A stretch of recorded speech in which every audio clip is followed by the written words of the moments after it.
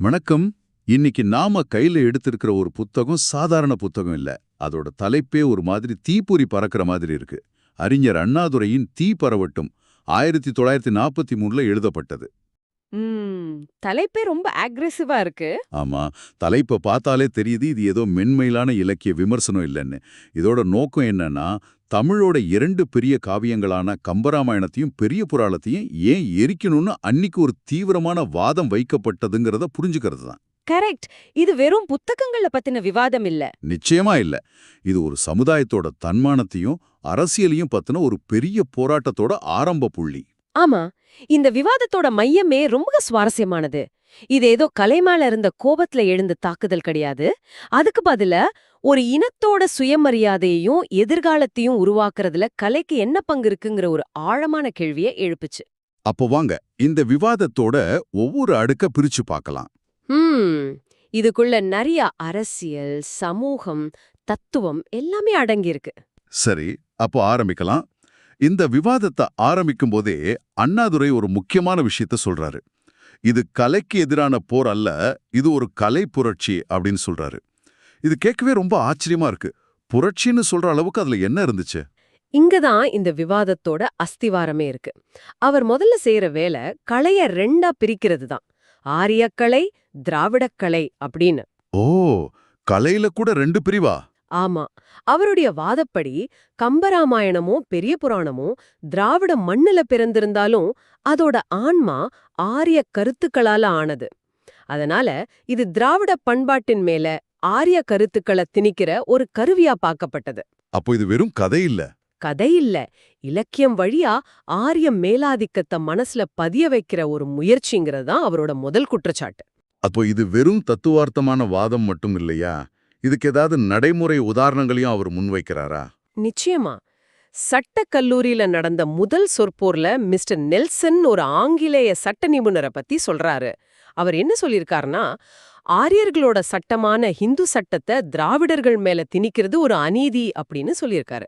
ஓ, இத அண்ணாதுரை சுட்டிக்காட்டி, பாருங்க பண்பாட்டு தளத்துல ஆரம்பிக்கிற இந்த ஆதிக்கம் எப்படி நம்மள ஆளக்கூடிய சட்டம் வரைக்கும் வந்து நிக்குதுன்னு விளக்குறார்.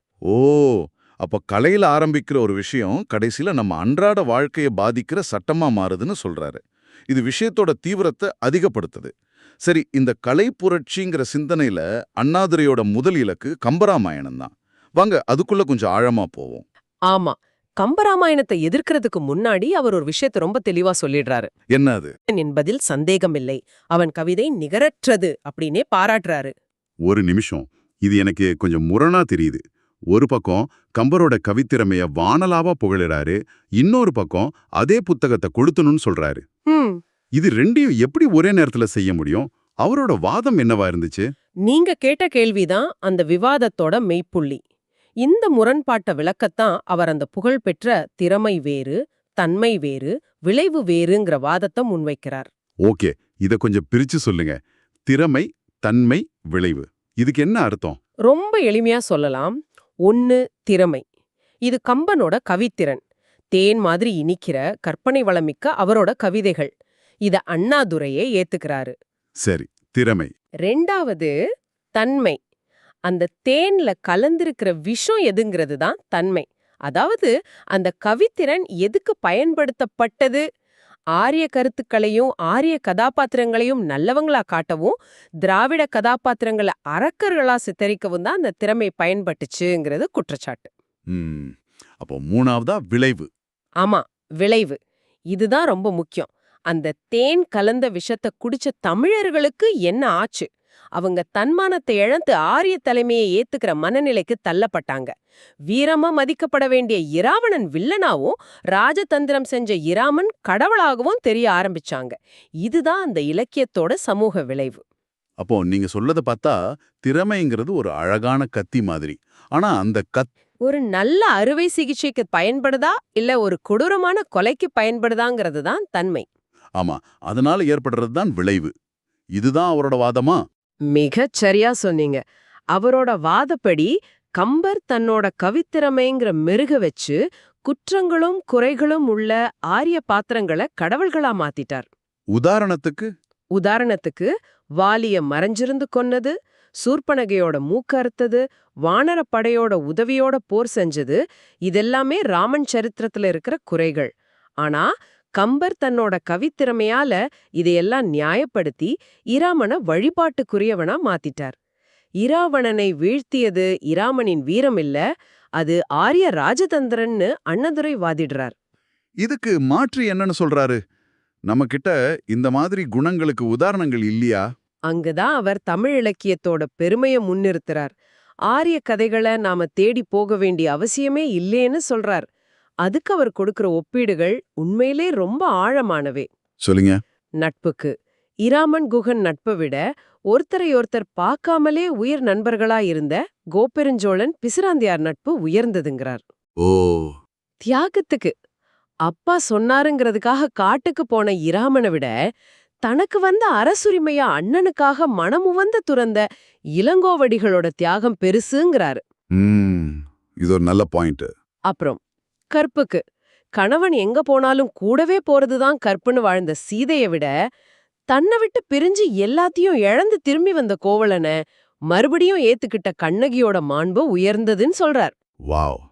இந்த ஒப்பீடுகள் மூலமா நம்ம கிட்டயே இவ்வளவு உயர்ந்த உதாரணங்கள் இருக்கும்போது எதுக்கு வடக்கேர்ந்து வர்ற கதைகளை நாம தலையில தூக்கி வச்சுக்கணுங்கிற கேள்வியை எழுப்புறார். கரெக்டா சொன்னீங்க. கம்பராமாயணம் ஒரு காவியம், அதனால அதுல அரசியல் இருக்குன்னு சொல்றத புரிஞ்சுக்க முடியுது. ஆனா பெரிய புராணம் ஒரு பக்தி நூல். அதுல என்ன பிரச்சனை அண்ணாதுரை பார்த்தார்? பக்தி இலக்கியத்துல எப்படி அரசியல் வர முடியும்? இது ஒரு நல்ல கேள்வி.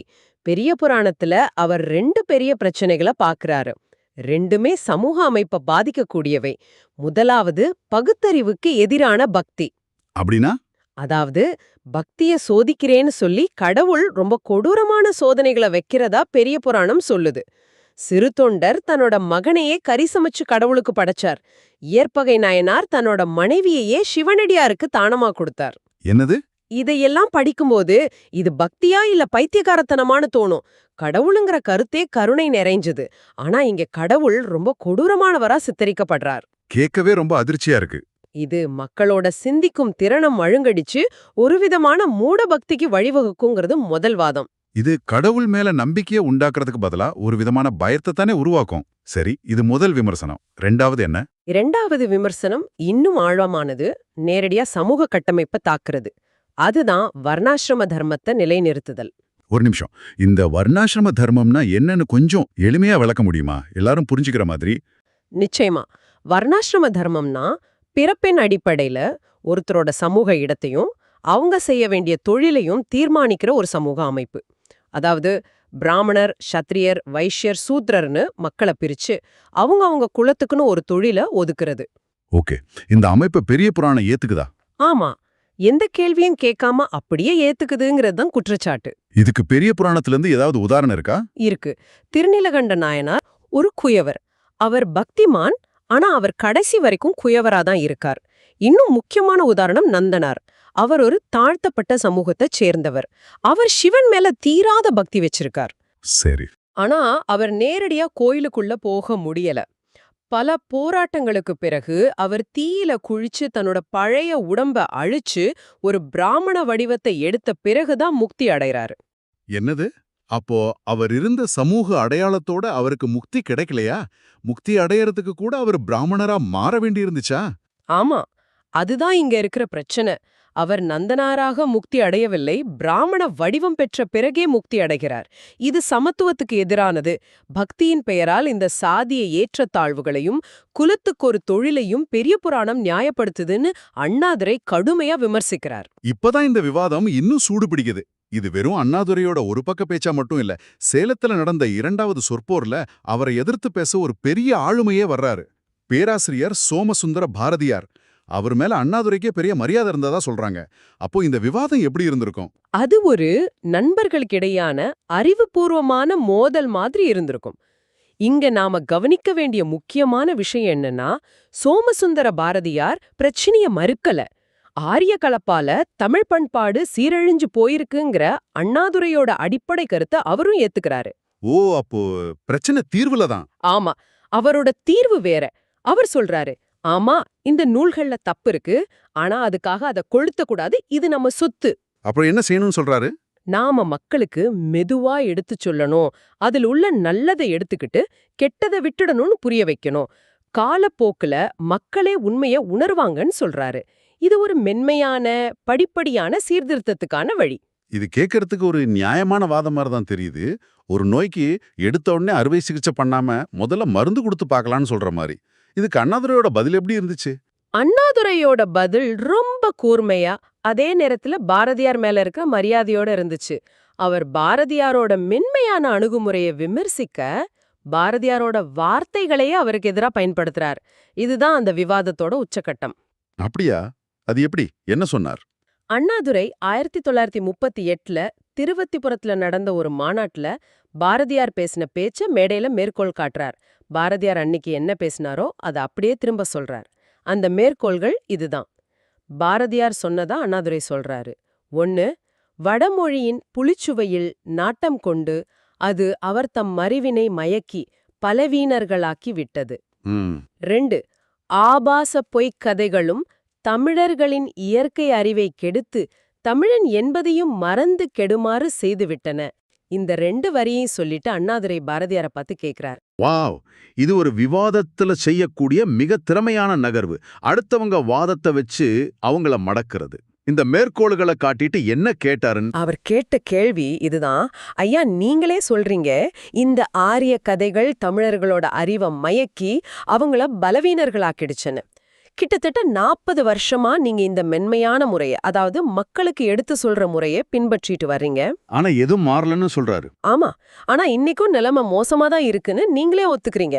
உங்க வழியே தோல்வி அடைஞ்சிருச்சுன்னு நீங்களே சொல்லும்போது, அதே தோல்வியடைந்த வழிய நாங்களும் ஏன் திரும்ப பின்பற்றணும்னு கேக்குறார். இது உண்மையிலேயே ரொம்ப சக்தி வாய்ந்த கேள்வி. இதுக்கு பாரதியாரால பதில் சொல்லியிருக்க முடியாதுன்னு நினைக்கிறேன். ஆமா, அந்த இடத்துல அண்ணாதுரை ஒரு மருத்துவ உவமைய பயன்படுத்துறார். நோய்க்கு நீங்க இத்தனை வருஷமா மருந்து கொடுத்து பாத்தீங்க, அதாவது அறிவுரை சொல்லி பாத்தீங்க. ஆனா நோய் குணமாகல, இன்னும் அதிகமா இருக்கு. அதனால மருந்து வேலை செய்யாத நோயாளிக்கு நாங்க அறுவை சிகிச்சை செய்ய தீர்மானிச்சிருக்கோம். அதாவது தீவிரமான போராட்டத்தை கையில் எடுத்திருக்கோம் அப்படின்னு தன்னோட செயலை நியாயப்படுத்துறார். உங்கள் மென்மையான முறை பலனளிக்காததால தான் நாங்க இந்த தீவிரமான முறையை கையில் எடுக்கிறோம் என்பதுதான் அவரது வாதத்தின் முத்தாய்ப்பு. ஆக இந்த ஒட்டுமொத்த விவாதங்களும் நமக்கு என்ன சொல்லுது? இது வெறும் 2 பழைய புத்தகங்களை பத்தின சண்டை இல்ல.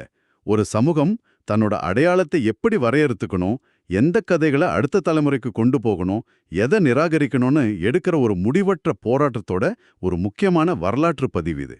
சரியா சொன்னீங்க. இது இன்னைக்கும் பொருத்தமான ஒரு கேள்வி. ஒரு கலைப்படைப்ப அதோட கலை அழகுக்காக மட்டும் மதிக்கணுமா, இல்ல அது சமூகத்துல ஏற்படுத்துற அரசியல் விளைவுகளையும் கணக்குல எடுத்துக்கணுமா? கம்பனோட கவிச்சுவைக்காக அது உருவாக்குற சமூக ஏற்றத்தாழ்வையும் மூடநம்பிக்கையையும் நம்ம ஏத்துக்கணுமான்றதுதான் இங்க இருக்கிற மையமான சிக்கல். இது கலைக்கும் சமூக பொறுப்புக்கும் இடையிலான ஒரு நித்திய போராட்டம். உங்களுக்காக ஒரு சிந்தனை. 1940கள்ல கம்பராமாயணமும் பெரிய புராணமும் திராவிட இனத்தோட எழுச்சிக்கும் தன்மானத்துக்கும் தடையா பார்க்கப்பட்டது. அதை தூக்கி எறியணும்னு ஒரு குரல் எழுந்துச்சு.